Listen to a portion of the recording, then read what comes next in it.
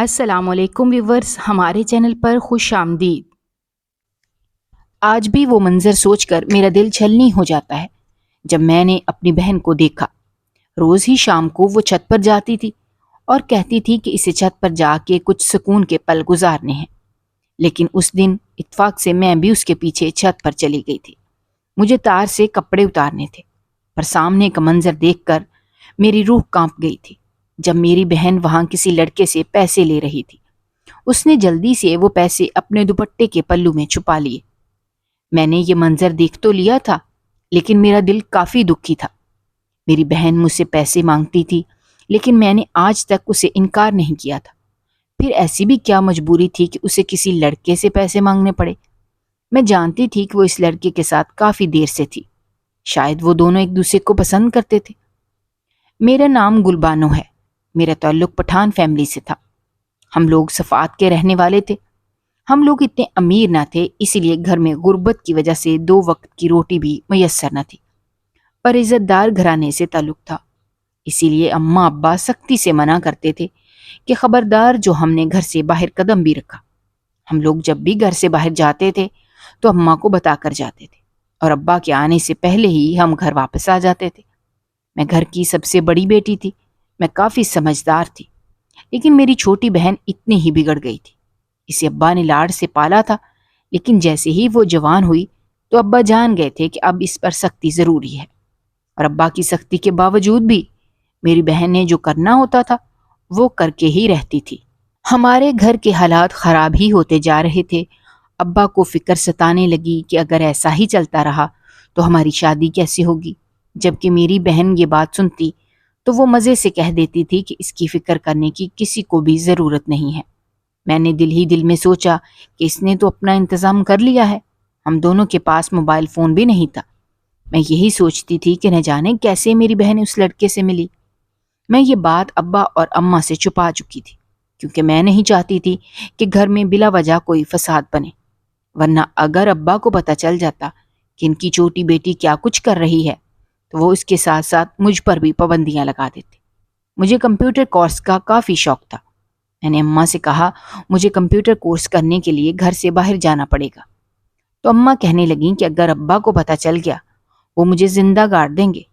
میں ان سے کہنے لگی کہ ابا کے آنے سے پہلے میں گھر واپس آ جاؤں گی۔ اب میں نے کمپیوٹر کورس کرنا شروع کر دیا تھا۔ یہ کورس جو کرواتا تھا وہ مجھ سے 3-4 سال ہی بڑا تھا۔ میں اس سے دور ہی رہتی تھی، کیونکہ میں جانتی تھی کہ میرے خاندان میں ایسا کوئی رواج نہیں ہے۔ جب مجھے کچھ سمجھ نہیں آتا تھا تو مجھے اس کے پاس سیکھنے کے لیے جانا پڑتا تھا۔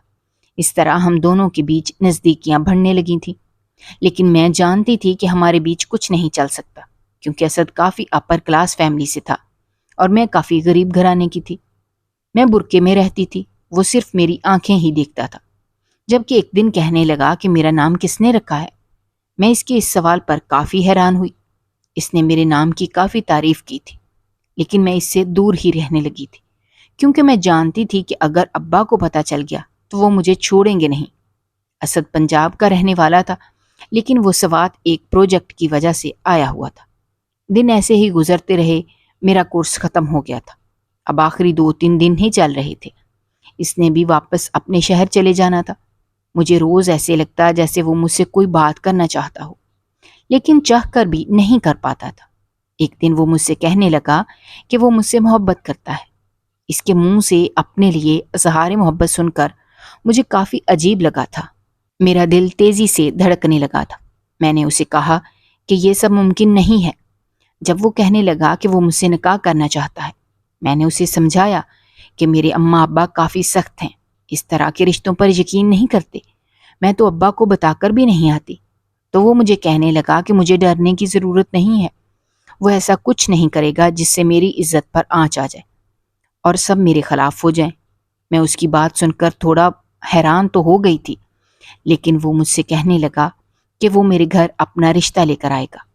رشتے کی بات سن کر میرا دل خوش ہونے لگا تھا۔ میرا کورس ختم ہو گیا تھا۔ اب میں گھر بیٹھ کر ہر روز اس لڑکے کا انتظار کرتی تھی جو میرے گھر رشتہ لے کر آنے والا تھا۔ 1 مہینہ گزر گیا، میں روز ہی اسی انتظار میں جیتی رہتی تھی۔ 1 مہینہ ایسے گزرا تھا جیسے 1 سال ہو۔ میرا چہرہ کافی اداس رہنے لگا تھا۔ میری چھوٹی بہن بھی یہی کہتی تھی کہ یقیناً کوئی بات ہے جو میں اس سے چھپا رہی ہوں، لیکن میں اسے ڈانٹ کر چپ کروا دیتی تھی۔ جب بھی گھر کا دروازہ بجتا تو میں کافی جلدی اٹھ کر دروازہ کھولنے جاتی تھی، جبکہ پہلے تو اماں ہماری منتیں کر لیتی تھیں کہ جا کر دیکھیں دروازے پر کون آیا ہے۔ ہم دونوں میں سے کوئی بھی نہیں اٹھتا تھا، پر اب میری اس حرکت نے میری بہن کو بھی کافی حیران کر دیا تھا۔ اسد کے انتظار میں 6 ماہ گزر گئے تھے، میرے دل سے آج تک وہ نکلا نہیں تھا۔ میں دن رات اسے ہی سوچتی رہتی تھی اور خود کو کوستی تھی کہ کیوں میں نے اس کی باتوں پر یقین کر لیا۔ میرے ابا نے میرا رشتہ کہیں اور تلاش کرنا شروع کر دیا۔ اب اچانک ہی ایک دن میرا رشتہ کافی امیر گھر سے آیا۔ ابا بہت خوش ہوئے، اماں بھی کافی خوش تھی، وہ لوگ بھی پنجاب کے رہنے والے تھے۔ میری بہن بھی کافی خوش تھی، لیکن ادھر تو میرا دل پھٹنے والا ہو چکا تھا۔ میری یہ فریاد کوئی بھی نہیں سن سکتا تھا، میرے یہ جذبات کسی کی سمجھ سے باہر تھے اور میں ان کا اظہار بھی نہیں کر سکتی تھی، کیونکہ اگر غلطی سے بھی میں اپنے جذبات کا اظہار کسی کے آگے کھول دیتی تو وہ دن قیامت کا ہوتا۔ مجھے اپنے جذبات کا گلا دبانا پڑا تھا۔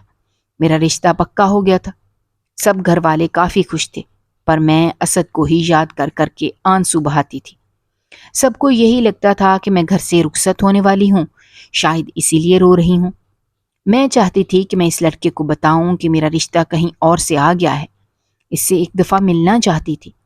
یہی سوچتے ہوئے ایک دن اماں کو کہنے لگی کہ مجھے سہیلی کے ہاں جانا ہے اور ابا کے گھر آنے سے پہلے میں واپس آ جاؤں گی۔ اماں نے مجھے اجازت دے دی تھی، کیونکہ اب میری شادی کی تیاریاں ہو رہی تھیں۔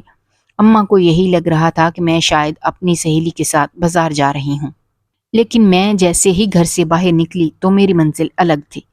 میں اس کمپیوٹر اکیڈمی جا رہی تھی۔ جیسے ہی کمپیوٹر اکیڈمی کے اندر گئی تو مجھے پتا چلا کہ وہ لڑکا تو کب سے ہی اکیڈمی چھوڑ کر چلا گیا ہے۔ میرا دل کرچی کرچی ہو گیا تھا، چہرے پر اداسی لیے میں ویسے ہی گھر چلی گئی۔ اماں کہنے لگیں کہ تو سہیلی سے ملنے گئی تھی اور اتنی جلدی واپس کیسے آ گئی؟ اب اماں کو کیا بتاتی؟ میں نے بھی سمجھوتا کر لیا تھا اور سوچ لیا تھا کہ شاید میری قسمت میں یہی لکھا ہے۔ میری شادی ہو گئی تھی، میں رخصت ہو کر اپنے سسرال آ گئی تھی۔ میرے سسرال میں میرا شوہر اور اس کا ایک بھائی تھا۔ جیسے ہی میں نے اپنے دیور کو دیکھا تو میں حیران ہو گئی تھی۔ دیور نے اپنی آنکھوں پر کالا چشمہ لگایا ہوا تھا، جبکہ اچانک ہی میرے سامنے میرا دیور چلا تو مجھے معلوم ہوا کہ دیور کو تو کچھ نظر ہی نہیں آتا تھا، وہ تو اندھا تھا۔ مجھے اس پر کافی ترس آیا تھا۔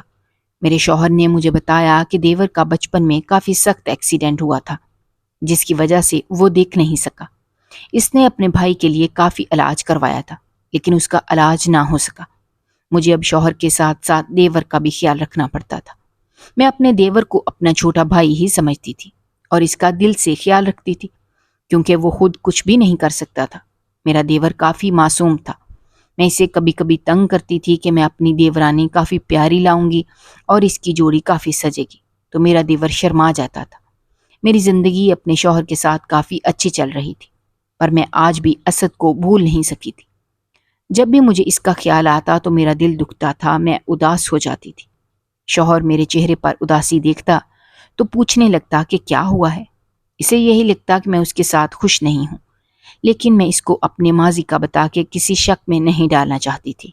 اسی لیے میں اس سے یہی کہتی تھی کہ بس مجھے اپنے میکے کی یاد آ رہی ہے۔ میری شادی کو 1 ماہ ہوا تو میری بہن کہنے لگی کہ وہ میرے گھر آنا چاہتی ہے اور میرا سسرال دیکھنا چاہتی ہے۔ میں نے بھی اسے اپنے ہاں آنے کی اجازت دے دی تھی۔ میری بہن جیسے ہی گھر آئی تو کہنے لگی کہ آپ کے تو مزے ہیں۔ میں اس کے کہنے پر مسکرا دی۔ اچانک جیسے ہی اس کی نظر میرے دیور پر پڑی جس نے سیاہ چشمہ لگایا تھا، تو وہ میرے دیور کا کافی مذاق اڑانے لگی۔ مجھے بہت غصہ آیا، لیکن اس میں میری بہن کی بھی غلطی نہیں تھی۔ اسے یہی لگ رہا تھا کہ دیور نے فیشن کی وجہ سے چشمہ لگایا ہوا تھا، پر جیسے ہی میں نے اسے بتایا کہ میرا دیور نابینا ہے تو وہ کافی شرمندہ ہو گئی۔ اس نے میرے سامنے ہی دیور سے معافی مانگی تھی، پر میرے بھولے دیور اس کو کہا کہ اس کی کوئی ضرورت نہیں ہے۔ مجھے کافی اچھا لگا تھا کہ میری بہن کی میرے دیور کے ساتھ بن گئی ہے۔ کچھ دیر بعد ہی وہ واپس چلی گئی تھی۔ میں جب بھی اپنے دیور سے اس کی شادی کی بات کرتی تو وہ یہی کہتا تھا کہ اسی شادی کر کے کسی بھی لڑکی کی زندگی تباہ نہیں کرنی۔ جس لڑکی کی بھی اس سے شادی ہوگی تو اس کی زندگی برباد ہو جائے گی۔ وہ نہیں چاہتا تھا کہ اپنی اس کمزوری کا کسی پر دباؤ ڈالے۔ میں اسے دلاسا دیتی کہ ایسی بات نہیں ہے، اللہ نے انسانوں کو جوڑے میں پیدا کیا ہے، اس کے لیے بھی ضرور کوئی لکھی ہوگی۔ میرا شوہر جیسے ہی آفس سے آتا تو کافی تھکا ہوا ہوتا تھا۔ وہ مجھ سے کافی معذرت کرتا تھا کہ وہ مجھے وقت نہیں دے پاتا، اسی لیے وہ مجھے کہنے لگا کہ ہمیں گھومنے پھرنے کے لیے کشمیر جانا چاہیے۔ میں اپنے شوہر کی یہ بات سن کر کافی حیران ہو گئی تھی۔ مجھے اچھا بھی لگا تھا کہ میرے شوہر کو میری فکر ہے۔ ہم لوگ اگلے دن ہی کشمیر جانے کے لیے تیار ہو گئے تھے۔ دیور کا خیال رکھنے کے لیے ایک میڈ گھر پر موجود تھی، اسی لیے دیور نے بھی ہمیں کہا کہ ہم اپنا وقت انجوائے کریں۔ میں جیسے ہی اپنے شوہر کے ساتھ کشمیر کی وادیوں میں گئی تو اس اسد کو بھول گئی تھی۔ میرے دل میں اس کی کوئی یاد بھی باقی نہیں رہی تھی۔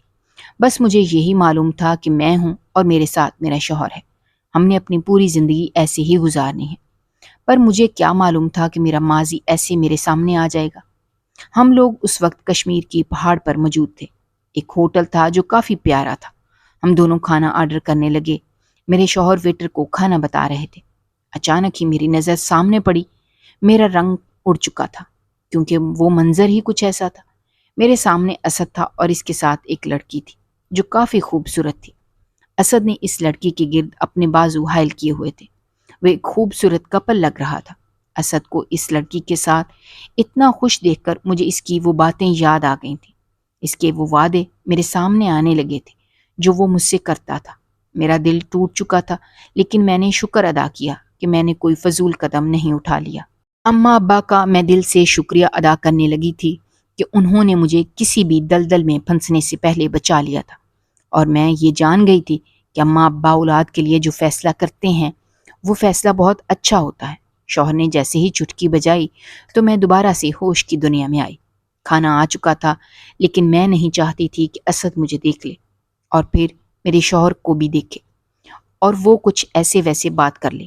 میں اپنے شوہر کو کسی بھی طرح سے اپنی طرف سے بدگمان نہیں کرنا چاہتی تھی، اس لیے فوراً ہی کھانا کھا کر میں نے اسے کہا کہ ہمیں یہاں سے جانا چاہیے، مجھے کافی سردی لگ رہی ہے۔ شوہر کو میری بہت پرواہ تھی، اسی لیے وہ بھی جلدی سے اٹھ گیا۔ میں نے خدا کا لاکھ لاکھ شکر کیا کہ میں کسی بھی مصیبت سے بچ گئی ہوں۔ میرے سامنے اسد کی سچائی آ گئی تھی، اس وجہ سے اب بہت ہی آسانی سے میں اسے بھول رہی تھی۔ میں نے دل سے اسے نکال دیا تھا اور سوچ لیا تھا کہ میں اپنے شوہر کے لیے ایک وفادار بیوی ثابت ہوں گی۔ کشمیر کی وادیوں سے اپنے گھر آ گئے، لیکن جیسے ہی گھر آئی تو یہ دیکھ کر ہم لوگ حیران ہو گئے کیونکہ دیور اپنے بستر پر پڑا تھا جبکہ میری بہن اس کے ساتھ بیٹھی تھی۔ میری بہن مجھ پر غصہ کرنے لگی کہ ہم کیسے بھائی بھابھی ہیں جنہیں اپنے دیور اور بھائی کی فکر ہی نہیں۔ میں نے اپنی بہن سے پوچھا کہ کیا ہو گیا۔ اس نے بتایا کہ اسے مجھ سے کچھ کام تھا، اسی لیے وہ میرے سسرال آئی، لیکن سامنے دیور کو فرش پر گرے دیکھ کر وہ حیران ہو گئی تھی۔ دیور فرش پر پھسل گیا تھا اور اسے چوٹ لگی تھی جس کی وجہ سے وہ اٹھ نہ سکا۔ مجھے اس میڈ پر بھی کافی غصہ آیا تھا جو بنا بتائے چلی گئی تھی۔ میرے شوہر نے میری بہن کا کافی شکریہ ادا کیا کہ اس نے اس کے بھائی کی جان بچائی۔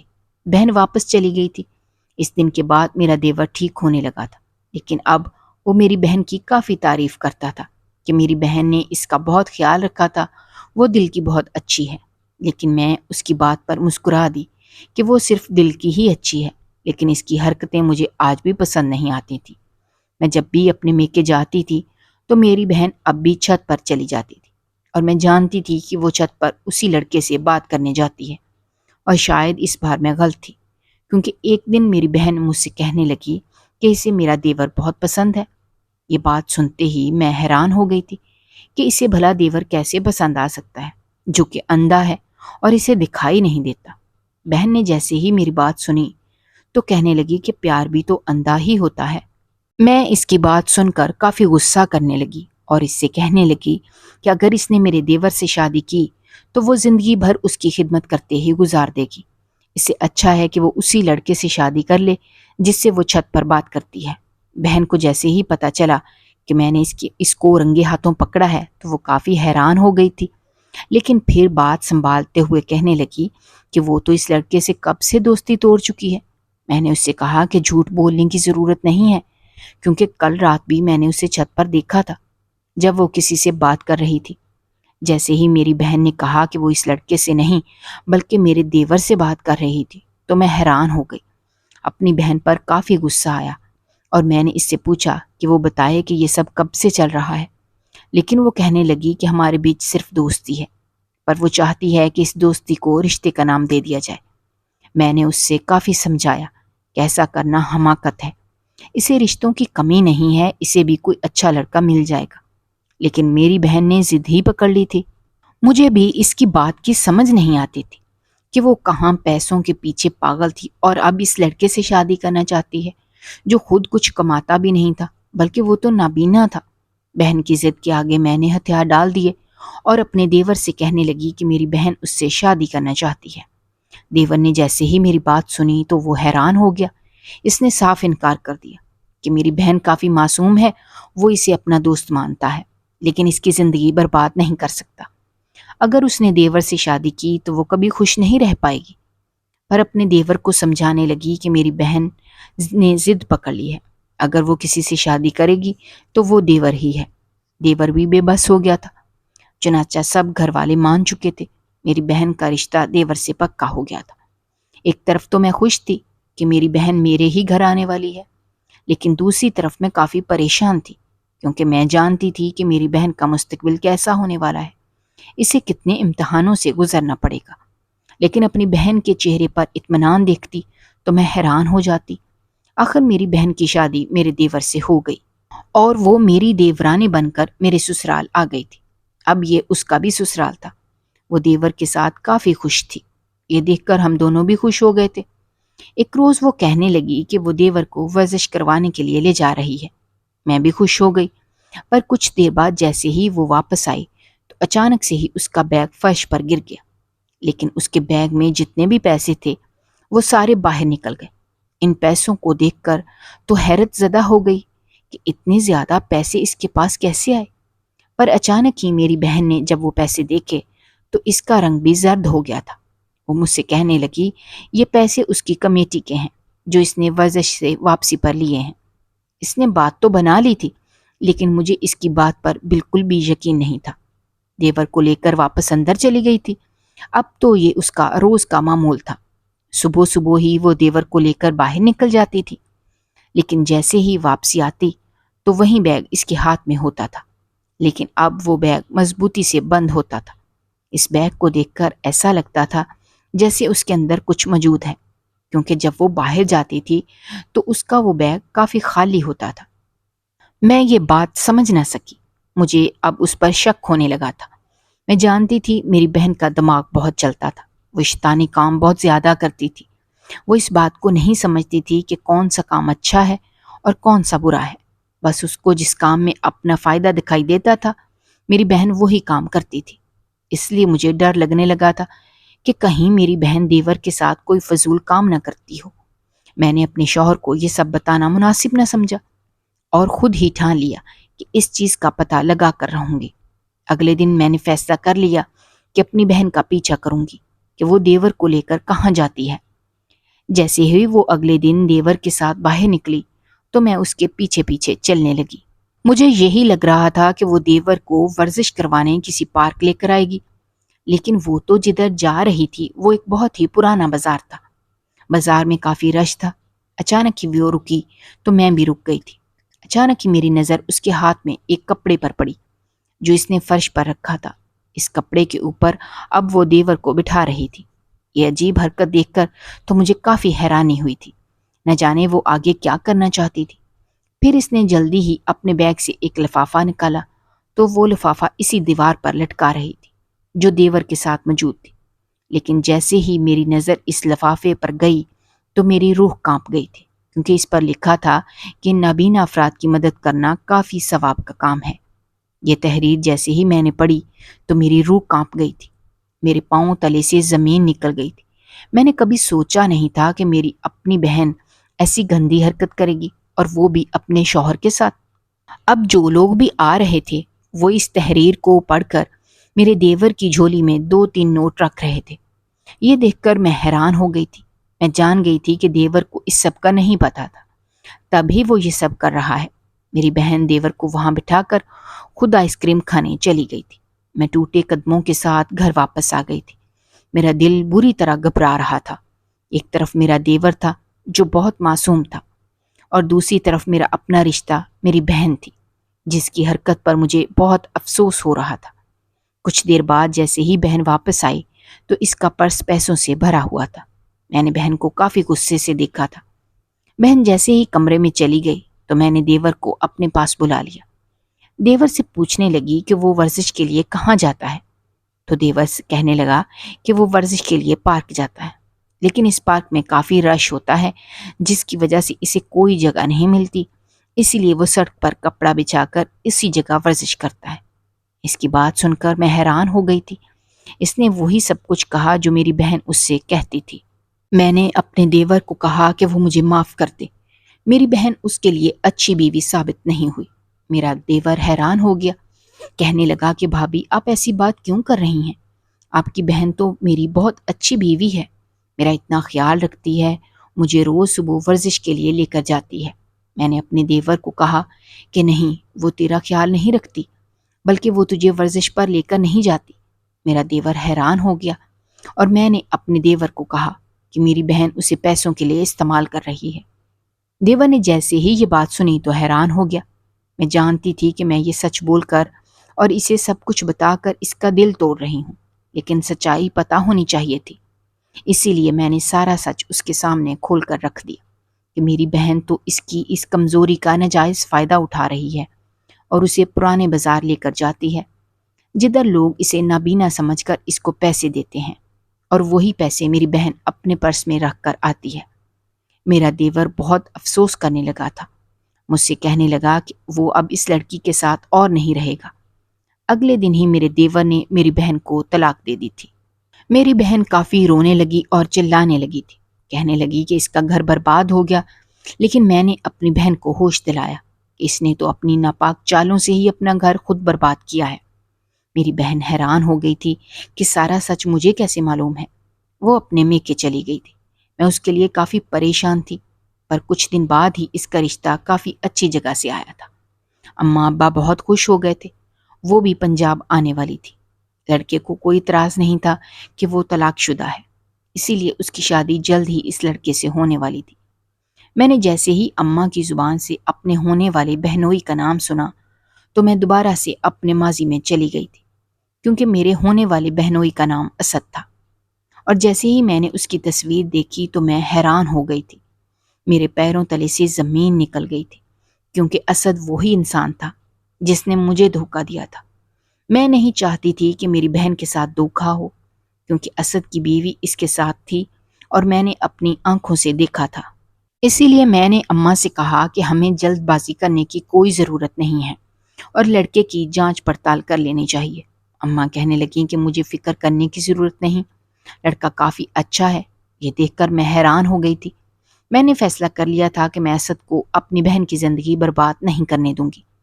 اس نے پہلے مجھے دھوکہ دیا اور وہ میری بہن کو استعمال کر رہا ہے۔